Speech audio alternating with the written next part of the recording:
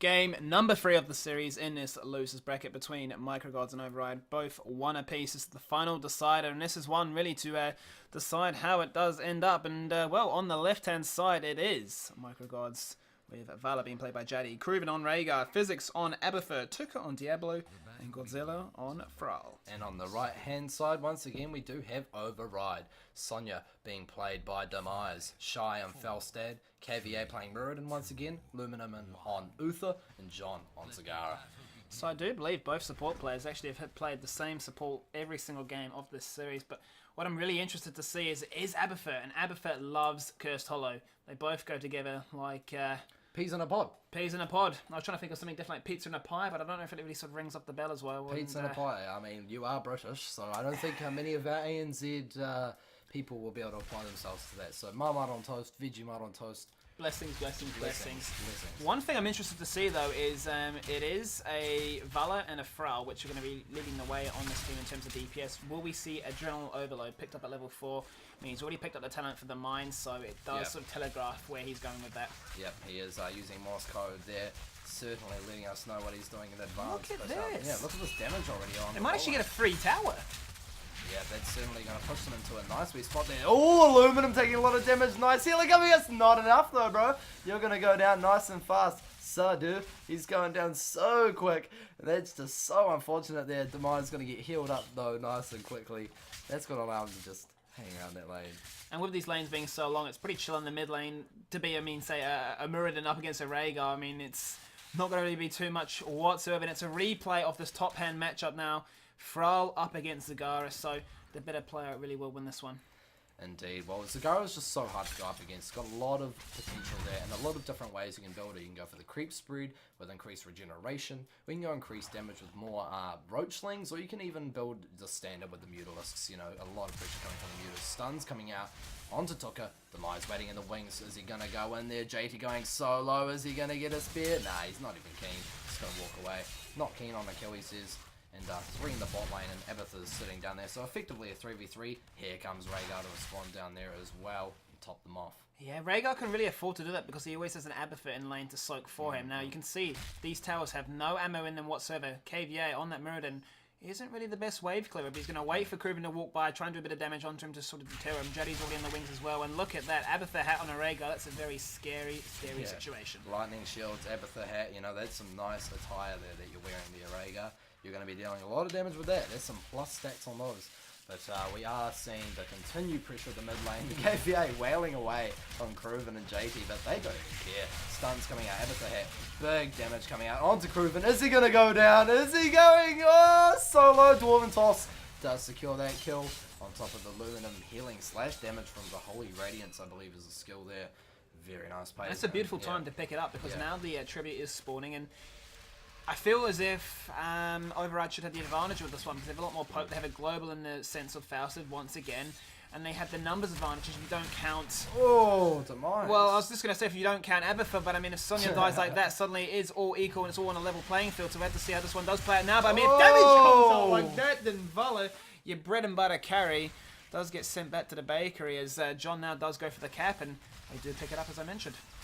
Yeah, I mean, a bit of a misplay there by both teams, I guess, with the picks on the Sonya and the Vala, but Vala really out of position there. They did have Tuka there to kind of soak the damage. Godzilla as well probably could have survived a bit better through that. Not quite sure what she was doing there.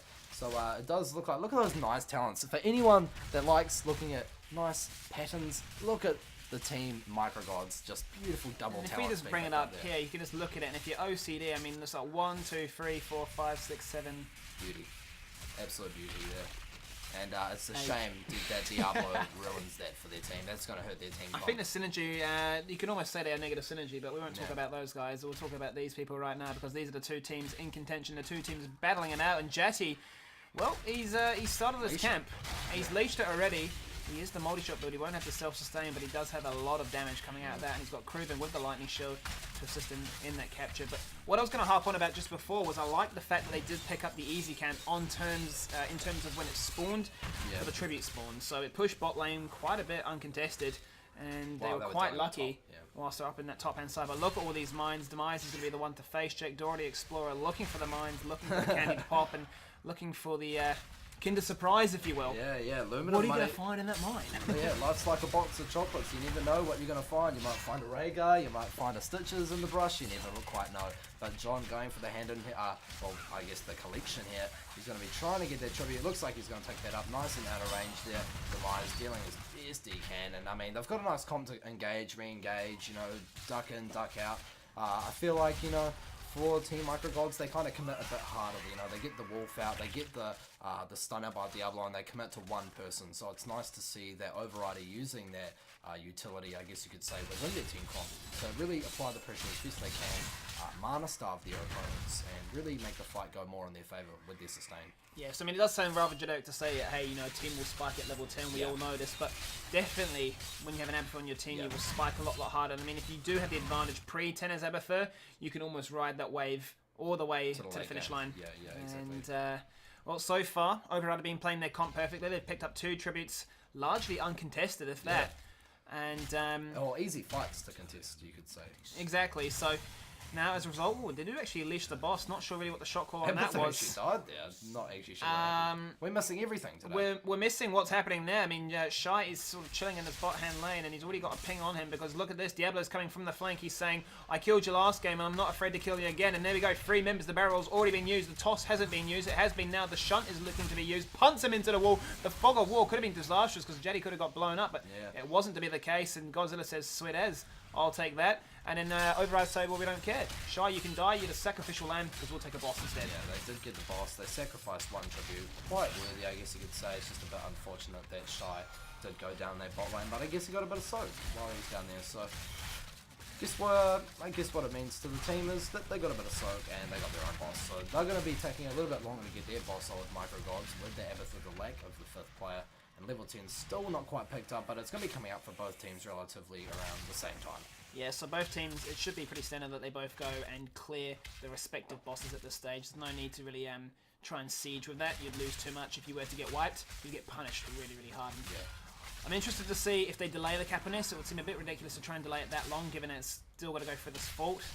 So they are going to pick this one up, and the golems are going to help take this boss down. We actually do see Thrall opting to go for follow through this time, as well as picking up the secondary level 4 talent for the Chain Lightning, rather than that Envenom that we did see him pick the other game. So that's I'm sure he's loving that standard build. It's quite standard at the moment as well, with Chain Lightning being such a primary option there. And the tribute now coming up, this could potentially be the 3rd tribute for Team Override, and this could grab them the curse. And check this, Starving, they actually have APOC on Diablo. They haven't gone for the lightning buff, they look for more CC, and this is really to sort of try and target the fact that you have a lot of melee. Oh, Cruven taking a lot of damage. Ancestral healing already being popped, and massive damage coming out from JD. APOC being used to slow down, and the stuns are certainly real. Here comes the Mighty Gust to disengage from the fight, and here comes the 5v4. John coming in, more still haven't been used. Are we going to see a big more? Here it comes, 1 man more, unfortunately, not the biggest. Physics going quite low himself, and here comes the re-engage. Demise dealing the damage, nice. Whirlwind coming out, stuns coming out, he's going down nice and fast. Physics playing his role perfectly, sitting at the back line, taking out all the characters. Cruven jumping in with the Abathur hat, trying to chuck out a heal, and Luminum, you're the sacrificial goat this time, my friend, and there's always one, isn't there? Nice wee wolf to come out, and the Frostwolf clan, they're not scared of you, my friend. Yeah, an interesting time to die as well, because, you know, the tributes now spawn pretty much on their spot, so they can go for that. They can pick that one up and level the tribute score to 2 apiece now, and they may just go now to clear out this final remaining golem, go for their mercs, sort of try and get a bit more balance in the game, sort of reset everything, and go back into this next fight looking a little bit more hungry. I mean, that was interesting to say that they did get them all into Diablo, and they sort of just waddled around a bit confused, like, who do we go?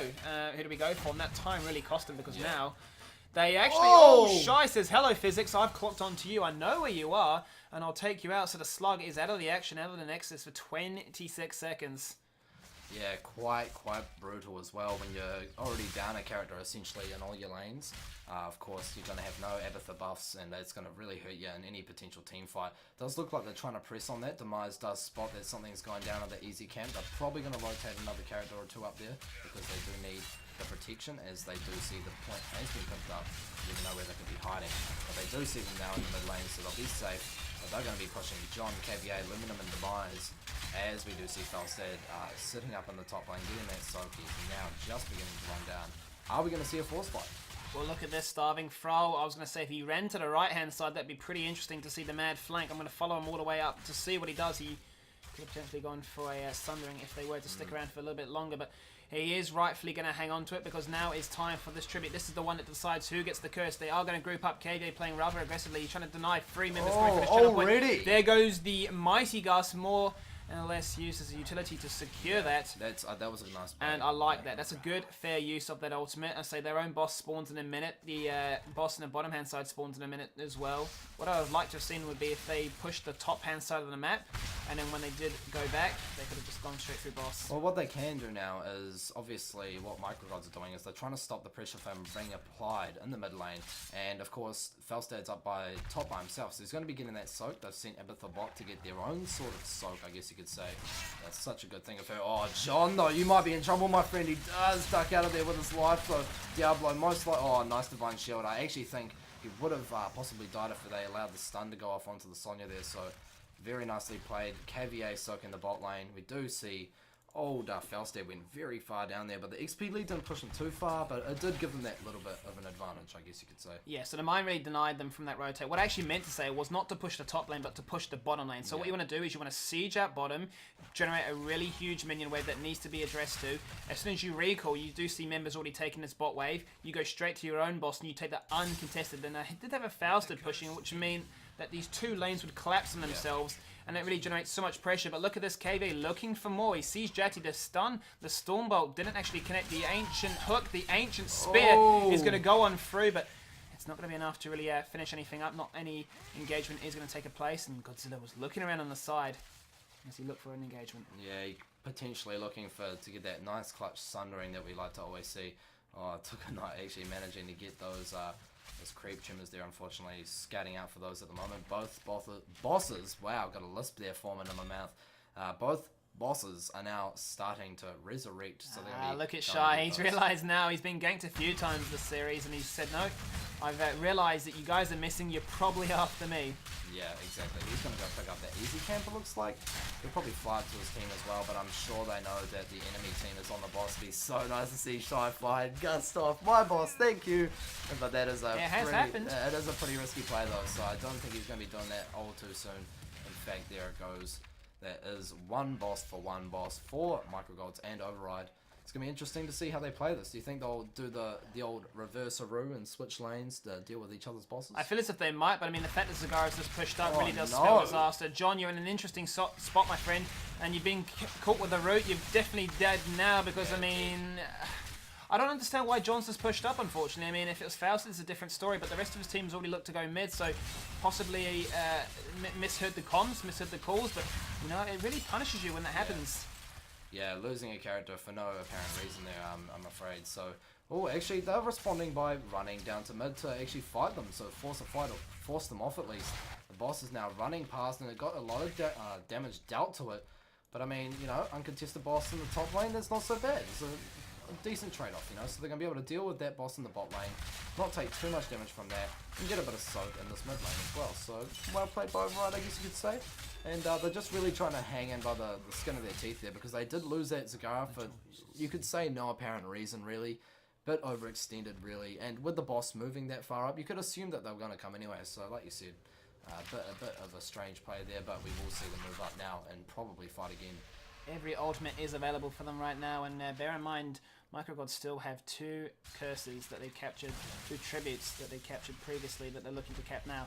Proven going for that cap straight away, but the engagement is looking to be started here. Tuka coming from the wings. Godzilla trying to get a flanker as well, and it's be the perfect time for it to happen because already Physics has popped the ultimate. The ultimate evolution has been captured. Proven's going straight for it. The stun goes out onto him to deny that.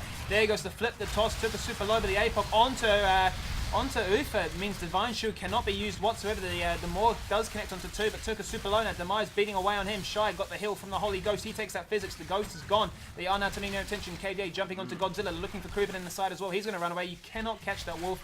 He's so frustrating, but despite all that starving, the 1-for-1 trade was in their favour. They invested so much to try and kill the Uther that Shy picked up another tribute to deny them. Yeah, and the problem with that is when you sacrifice so much to kill an Uther at the start, all your other damage, you know, is sure it's splitting off and it's dealing damage to other players, but Uther, while he's dead, he's just going to start topping them all off, and really, with that sustain, it's just a bit too much, I feel, and I don't think they had the damage to follow up.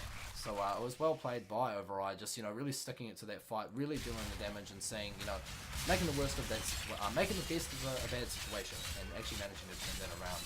So, yeah. Whilst we're at this interval, we'll have a quick look at the talents. And pretty standard stuff coming across the board. It's a standard Mines build coming out of this Abathur. Benediction as well. The Benediction, as we usually see on a Ufa as well. And they do both take the mercenary camps. They both pick up these night camps as a result. I mean, everything is pretty standard. I mean, it is a block. You would expect that when you're going up against an auto-attack heavy lineup. And a bit of a scuffle going out here. 31k damage coming out of this Vala. The top damage in this entire game. 20k, the next closest target as well. from Zagara. But I love Vala, definitely my favourite hero, in this entire game, and my bread and butter if I do look to decide to try and win a game. Very strong character as well, especially in recent days with these recent buffs. But this is, of course, not that patch. So we are seeing Vala in an altered state, I guess you could say, or in a pre-buff state. Still very strong with that split shot build though, and she did actually go further into it this time, not going for a more hybrid. But here we go, damage pumping out here, and nice Mighty Gust, actually going to stop that fight from going any further. I think that was actually the play there because they can get themselves this curse back off and decide if they want to fight. Yeah. I love that shot call, and to say they have one person instantly say, well, I'm going to go for the tribute, the rest of you sit in this channel because that's the only place they're going to go for. They use the Mighty Gust, they get that body block to sort of funnel them from being able to come through that spot. They pick up another tribute starving and say it was 2-0 before, back to 2-2, it's all game on now. Yeah, exactly. And the thing is as well, is they can afford to blow ultimates like that because for objectives, sometimes it is so worthy. And of course, if you're only blowing a gust, that is, well, how good is that for a pun there, blowing a gust? If you're only using your gust and that's the only ultimate that you use, then that's a lot of worth. It's got quite a short cooldown time. Very, very good ultimate, and of course it just gets you free objectives on the map. We do see though, Override, I think they're keen to fight, but look at this cheeky play, they're all sitting in this brush here. Are we going to see them move up? No, there's too many mines, way too many mines. Well, I like the idea of what they're trying to do. They're trying to wait in the wings again. John, so cool. The more, unfortunately, doesn't connect with anything. Whiffed, almost panicked again. And they do use this moment to try and force a fight. Demise doing so much work to flip the APOC onto Ufa again. Took her so super low. The hat's got onto him. Jetty is about to drop. The Mighty Gust does deny Luminum from dying. Godzilla's trying to chase onto Luminum. But Luminum, once again, the focus. I just don't know if that's the right target to be going for because it leaves Sonya just so much free time just to beat away on your core, or beat away on your core team, I should really say. And Shy barrels across. He finishes off the Kerwin. Those are going to be some easy kills there. Physics, of course, the Abathur clone going to go down. Caviar looking to get a kill of his own.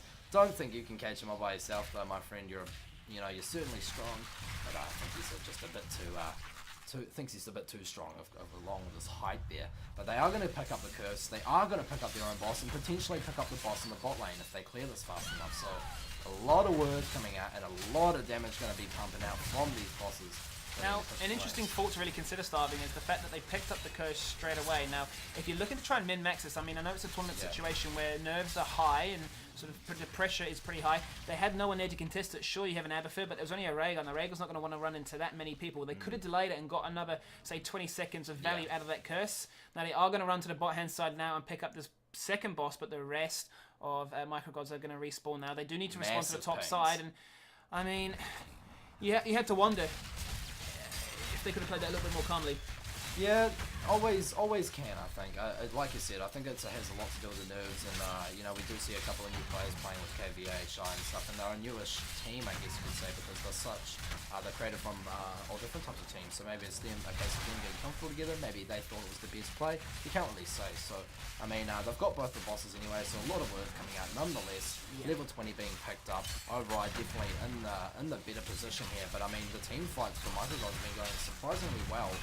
Despite these focusing issues, they're still playing so well, and I mean the fights are certainly scary. They're managing to get the picks. Tuka's handovers with those tosses are just on point. Always getting Luminum in the stuns there. If they can stop that Divine Shield from happening, it might actually get them to fight. Massive damage coming out already, and Tuka, the real main target of focus there, and the APOC already coming out. Ancestral healing being used as well. Demise left to roam so hard. The boss going to town. One man more coming out as well. Godzilla. Please push the Sonya away from me. Sundering being used as well. Stuns coming out, following up. Luminum going to the back line to restore health to Mai. So low, but look at that divine shield. 1%er. You are sopping, my friend. And, oh man, I'm going to be really happy with that one. They're just going to jump with joy, jump over that wall and pick himself up on night camp. Yeah, pat yourself in the back there, Lunan. What a brilliant shield to come out at the last moment in these high sort of pressure situations. And I mean, I like this, by the way, how they back off. I think that's a very smart play. It is definitely a good play, and especially when you've got all these mines around, they can really deny you from actually being able to recall. And we saw before when somebody was in mid lane, when they're trying to rotate, you know, if a mine does go off, that slow is so crippling, it can allow, say, a Tuka Diablo just to run balls deep at you and make things happen. Or a Wind Fury's Bolt, you know, very, very fast, of course. And Bolt of the Storm being picked up by Throw now, he's going to be even more of a threat. We do see 3 Bolt of the Storms being picked up. And, you know, 4 Team Microgods, so that's obviously not a good position. They want to be burning someone before they can use their blink. Of course, or the Bolt of the Storm, I should be saying, but they are picking up the easy camp in the bot lane, going to continue their everlasting pressure in the bot, and that's what I love to see. Have a quick look at the damage. Viola, of course, showing her worth once again at the top of the damage chart. So good. And we're seeing Falstaff fly down, getting a pick on Abatha. So this is a very bad situation to be if you're in Microgod's shoes. You don't want to be in this situation. You've lost your 4th again, and the 5th, being Abatha. You know, you need your hats. Hats on outside, you might get sunburn. You might get sunburn. It's Australia, New Zealand. You know, you do have no ozone layer to protect you. You don't have a Abatha hat to put on you to sort of protect you with the sunscreen. But here he goes, Shy.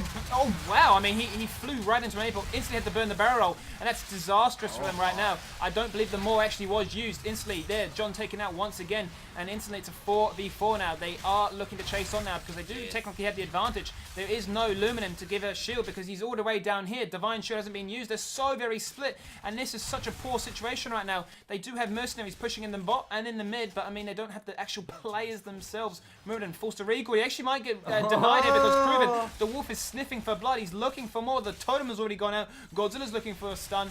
Tuka's looking for a charge. There's nothing to follow it up with right yet, but the charge, the shadow charge, might be used. But he does get the safety just in time. Yeah, man, we do see those camps continuing to push though. I feel like Microgods, you know, you might want to respond to that. A lot of damage coming out on to that Shrine of the Microgods team, but Abatha is now going to respond to that. Proven and the rest of them are going to be up here in the top lane with their own easy camp, kind of just trying to negate what's just happened to them. So very well played. Tribute in the bot lane with most of the control really actually going to override in that bot lane, but of course most of the players are dead. I wonder if we're going to see them back off. Actually, this could be potentially GG. Oh, don't tell me. They actually go for the core straight away. John is up now. The Maw takes out 2 members, but Jaddy doing so much work into this core. The core's only dropped to 85%, and they've all come at the Maw now. They can't actually pick up a kill. They're looking so desperately for a kill. Everyone's topped up. Everyone's got mana. Everyone's got HP. Everyone's looking to hit this core. Oh, they don't Lord. seem to care. Jaddy gets taken out. The Ancestral is used onto Tuka. The Mighty Gust isn't going to be enough. The April is coming out. And that is GG. Wow. Wow. Wow, wow, wow, wow, wow. I did not expect that just then, you know. I really did not see that one coming. But very nice way to end it though. Very confident all the way decisive. to the end. I love the decisiveness. After they say that play on the Dragon Shy, when they had those 3 members go for it, they've made these risky core calls and they succeeded that time. I was honestly thinking Override were going to take that one, you know. They're playing so confidently, but you know, Microgods with that play at the end, you know, with the confidence pushing through to the very, very end there, not losing hope, and just pushed with that nice strong push with the easy camp, managed to go straight for the end, brought it home. Yeah, Override really got punished from that last late game team fight as they got split off, and that's the story of this game. You need to be stuck as a 5-man unit come late game, and if you're not, things like this happen. So GG to Microgods. They do proceed in the lower brackets, and Override do pick themselves up a 4th place position and get some money to justify their playing today.